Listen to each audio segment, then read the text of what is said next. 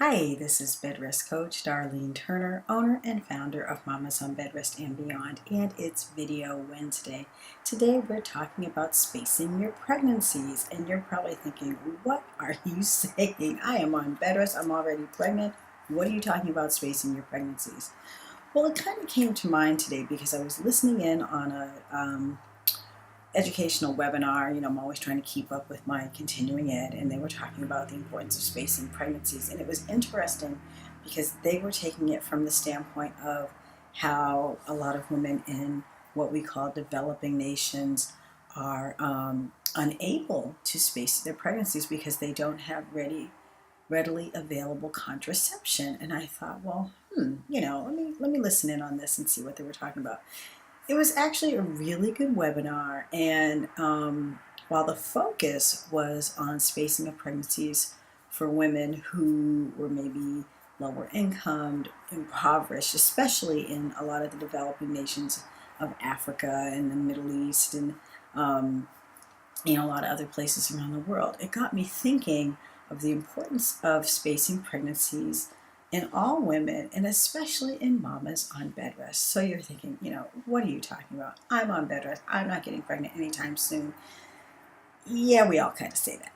And the reality is, you go on bed rest, some women for as much as 20 weeks.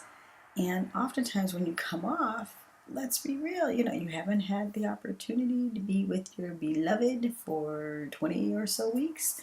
And, once the whole, pregnancy, birth, and initial postpartum is over, you might be feeling kind of amorous. And no one is faulting you for that. But you also may want to be safe and consider the fact that your body has undergone some really major changes.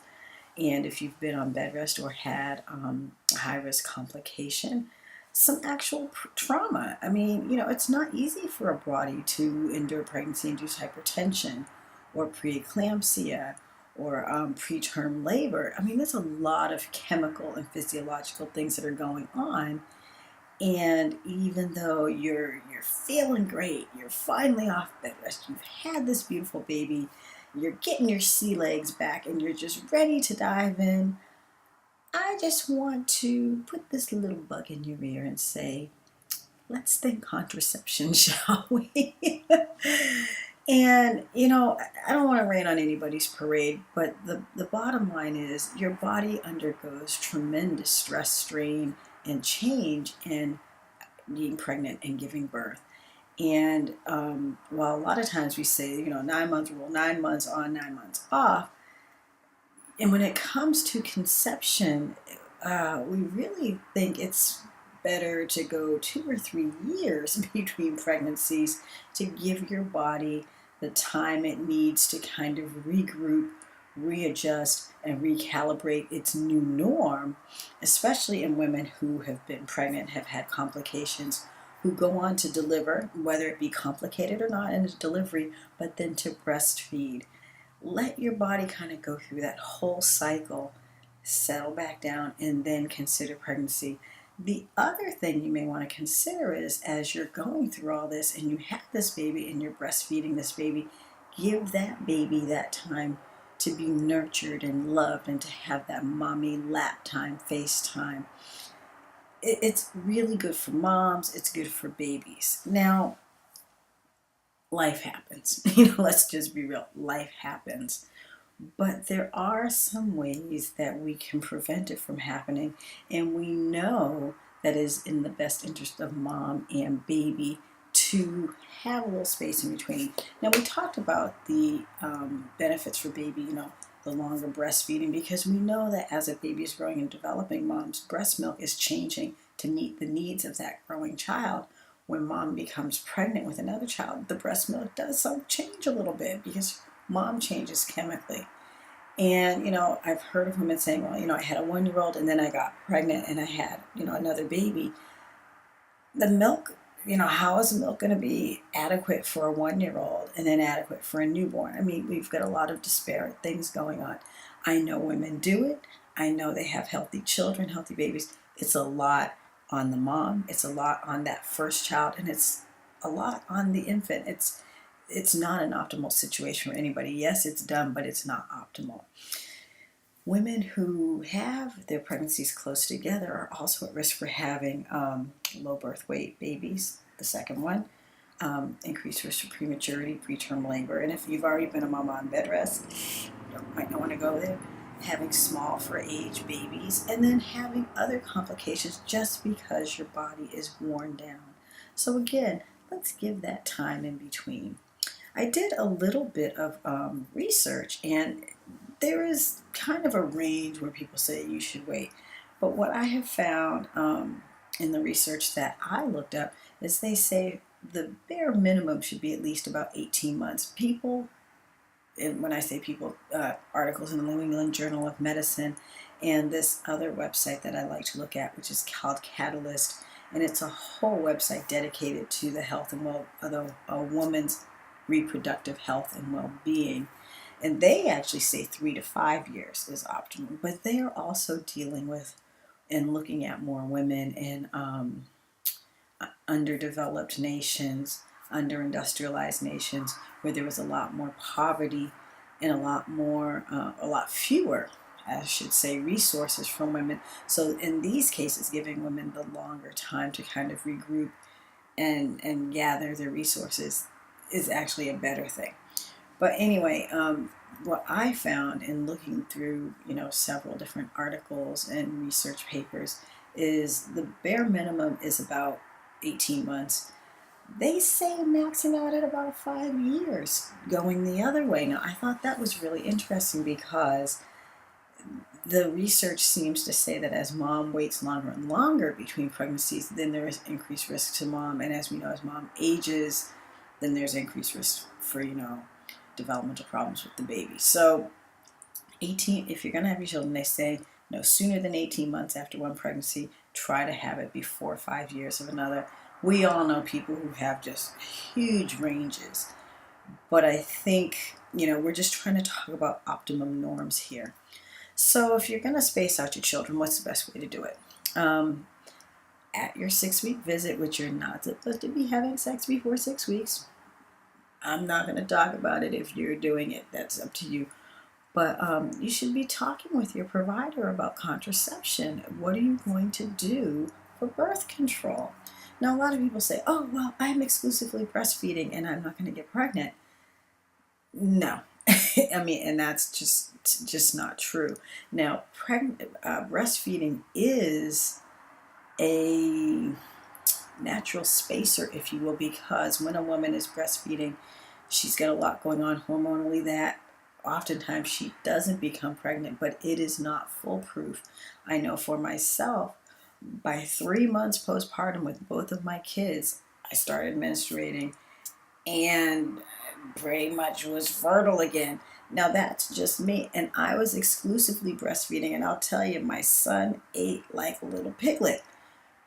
That's just how my body worked. I was not probably a person who breastfeeding would have been an optimal form of contraception.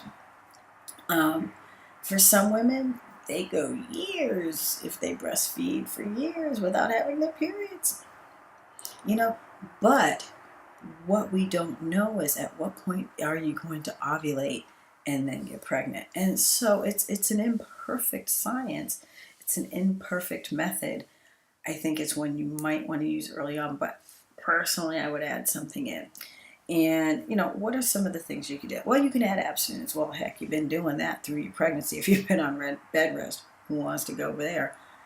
It's acceptable. You can use, natural family planning where you're kind of plotting your period. But again, if you're breastfeeding, your periods are likely not regular and who knows what's going on. So probably not the best thing.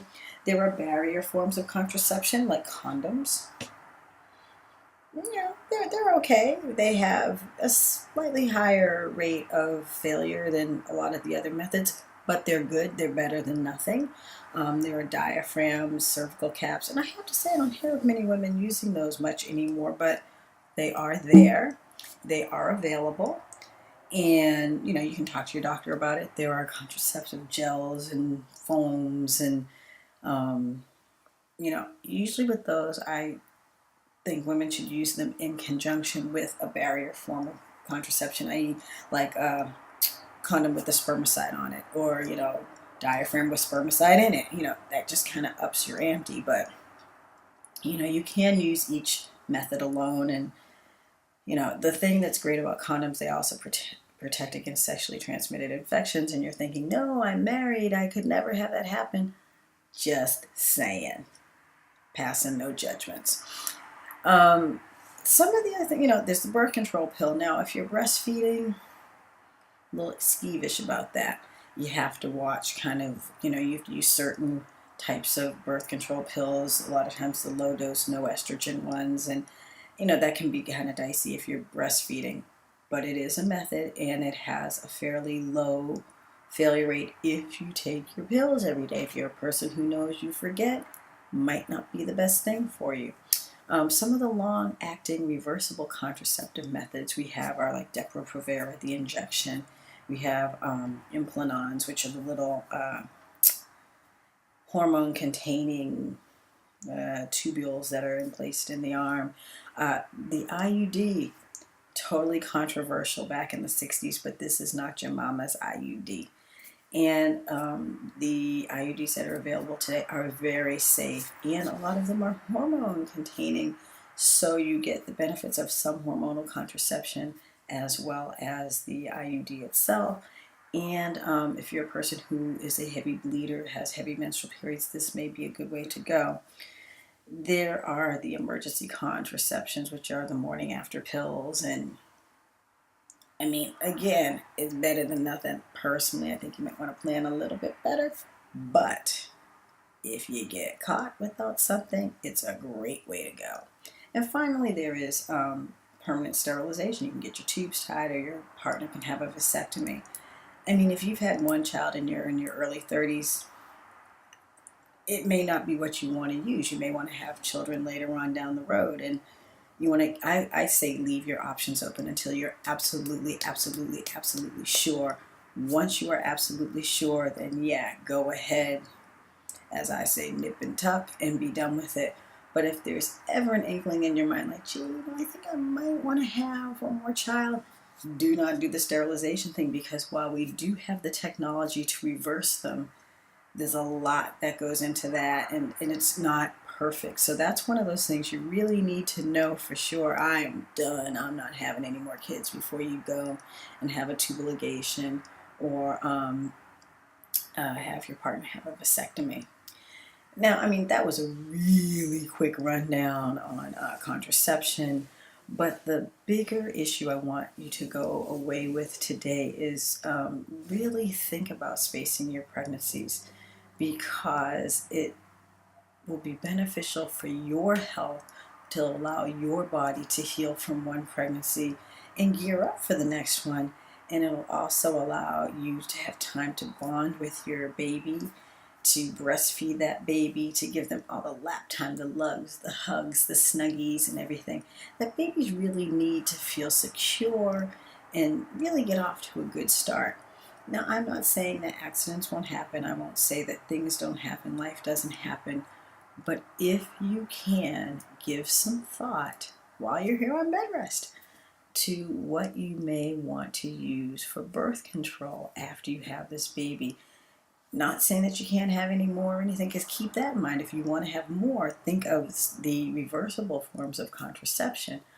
But do think of something, and please use something so that your body has time to heal from this pregnancy and bed rest and childbirth and delivery and nursing and growing and bonding with this baby, so that you can be in the best shape possible if you want to have subsequent babies.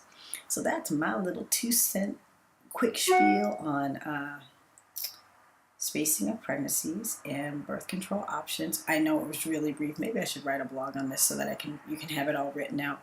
But it was just so good, this talk that I listened to today, that I felt like I should share this with you and just kind of put that bug in your ear to space out your pregnancies. And, the benefit that is not only to you, but to your baby. So that's it for me. This is Darline Turner, Bedrest Coach, owner and founder of Mamas on Bedrest and Beyond. Have a wonderful day. Bye-bye.